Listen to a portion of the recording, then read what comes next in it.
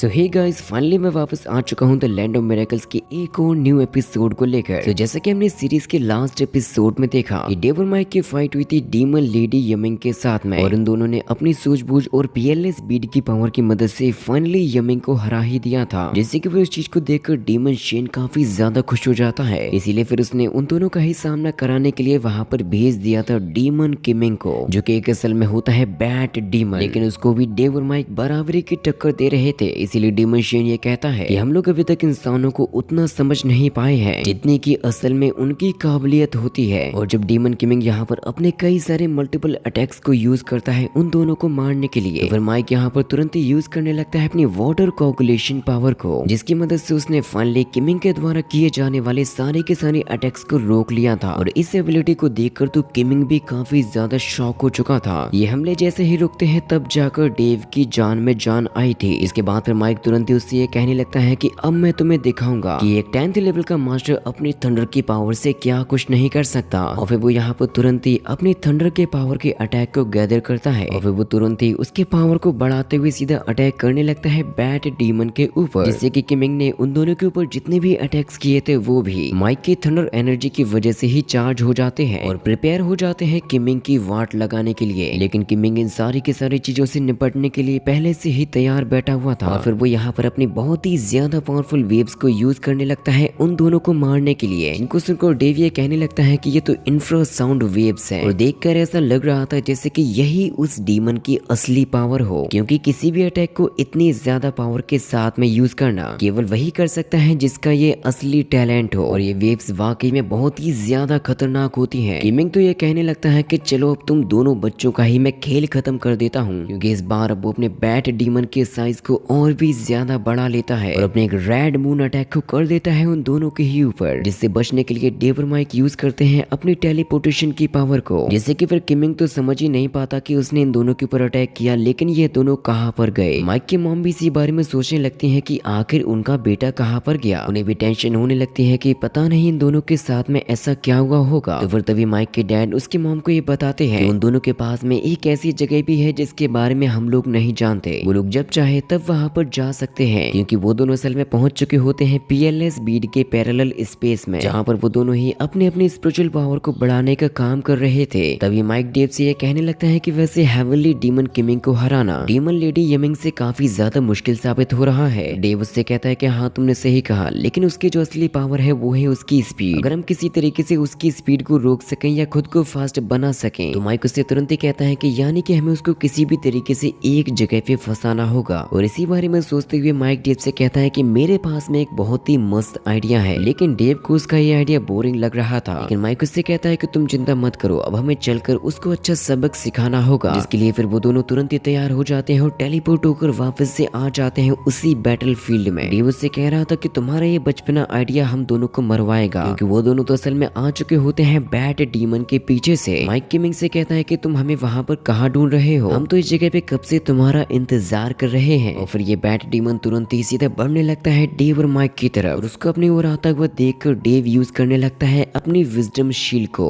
लेकिन उसकी स्पीड इतनी ज्यादा होती है कि वो उसको एक जगह पे स्टेबल कर ही नहीं पाता। डेव को एक ही बार में कई सारी शील्ड को यूज करना पड़ता है, लेकिन फिर भी वो उसको कैच कर ही नहीं पाता। तो फिर माइक तुरंत ही अपनी प्लानिंग बनाता है कि उसको इसे रोकने के लिए क्या करना होगा। माइक यहाँ पर सबसे पहले अपने वाटर एलिमेंट को यूज करता है और उसकी मदद से एक बहुत ही बड़े साइज के बर्फ के बैल को बना लेता है, और अपने फेफड़ों में कई गुना ज्यादा हवा को भर के जब वो पूरी हिम्मत के साथ में चिल्लाता है, तो उसकी वजह से बैट डीमन भी डिस्ट्रैक्ट हो जाता है। उसको समझ में नहीं आता कि उसको क्या करना चाहिए, और इसी मौके का इंतजार कर रहा था डेव, क्योंकि वो मौका पाते ही तुरंत ही उसको कैद कर लेता है अपनी विजडम शील्ड के अंदर, और उसके ऊपर कई सारे लेयर्स को चढ़ा देता है जिससे कि बैट डीमन उससे बाहर ना निकल सके, जिससे कि बैट डीमन बहुत ही बुरी तरीके से उस सील के अंदर फंस चुका था। जिसके बाद फिर माइक यूज करने लगता है अपने थंडर अटैक को, जो कि इतना ज्यादा पावरफुल बन चुका था कि माइक ने उसकी मदद से आसमान की सारी थंडर को अपने हाथों में ले लिया था। और वो जैसे ये अटैक करने वाला होता है तभी अचानक से माइक के एलिमेंटल हर्ट में एक अलग सी पावर फील होने लगती है, जो कि किसी फीमेल कैरेक्टर की थी, और वो उससे कहने लगती है कि इन्हें खत्म कर दो। माइक की आंखों में अचानक से ही एक रेड पावर एक्टिवेट हो जाती है, और उसका एलिमेंटल हर्ट भी पहले की तुलना में ज्यादा ताकतवर हो चुका था। माइक का जो थंडर अटैक होता है वो भी अचानक से रेड हो चुका था, जिससे उसकी शक्तियां दुगनी और तिगनी हो चुकी थी। माइक के इस अटैक को देखकर तो डीमन सेन भी शॉक हो जाता है, जिसके बाद फिर फाइनली माइक यूज करता है अपने उसी थंडर रेड अटैक को, जिसमें से इतनी ज्यादा पावरफुल वेव्स और पावर निकलती है कि उससे आसमान फटते हुए सीधा जाके हिट हो जाता है किमिंग को, और अपनी मौत को अपनी आंखों के सामने आता हुआ देखकर डीमन किमिंग तो चिल्लाने लगा था। वो कहने लगता है कि नहीं, मुझे मत मारो। उसकी मार्शल सोल और किमिंग दोनों ही चिल्लाते रहते हैं, और फिर वो एक बहुत ही बड़े धमाके के साथ में सीधा हिट हो जाता है जमीन के ऊपर। इसकी वजह से इतनी ज्यादा एनर्जी क्रिएट हो चुकी थी कि डीमन सेन भी समझ जाता है कि ये तो रूल ऑफ डिस्ट्रक्शन है, जो कि असल में दिया है माइक को किसी रेड कैरेक्टर ने। और इन लोगों की ये पावर को देखकर तो सभी के सभी डीमन शॉक हो चुके थे, और ऐसा देखकर उन्हें ये समझ में नहीं आता कि क्या उन लोगों को इनके साथ में फाइट आगे बढ़ानी भी चाहिए, क्योंकि डीमन किमिंग की जो हालत हुई थी वो किसी को बताने के लायक नहीं थी। तभी माइक को अपनी बॉडी में कुछ अजीब सा फील होने लगता है, इसलिए उसके पास में वहां पर डेव भी आ चुका था। वो दोनों ही देखने लगते हैं डीमन किमिंग को, जिसकी बॉडी पूरी तरीके से खत्म हो चुकी थी। उसकी मार्शल सोल बैट डीमन की जो बॉडी होती है उसके विंग्स पूरी तरीके से जल चुके थे। माइक और डेव ये सोचते हैं कि उन दोनों को इसे पूरी तरीके से ही खत्म कर देना चाहिए, लेकिन डेव और माइक जैसे ही आगे बढ़ते हैं तो फिर तभी वहां पर वो मिस्ट आने लगता है, जिसको देखकर डेव तुरंत ही माइक को वहां से वापस ले आता है। और वो डेमोनिक मिस्ट असल में डीमन किमिंग को लेने के लिए आया था, जिसको वो उठा के ले जाता है डीमन शेन के सामने। इसके साथ ही ये कहने लगता है कि मुझे तो अपनी आंखों पर यकीन ही नहीं हो रहा कि केवल इन दो इंसानों के पास में रूल्स की पावर हो सकती है, और ये पिद्दी से इंसान मिलकर किसी एक हेवनली डीमन को भी मार सकते हैं। और डीमन किमिंग के हार जाने की वजह से उसकी बॉडी को भी कोई भी इज्जत नहीं दी जाती।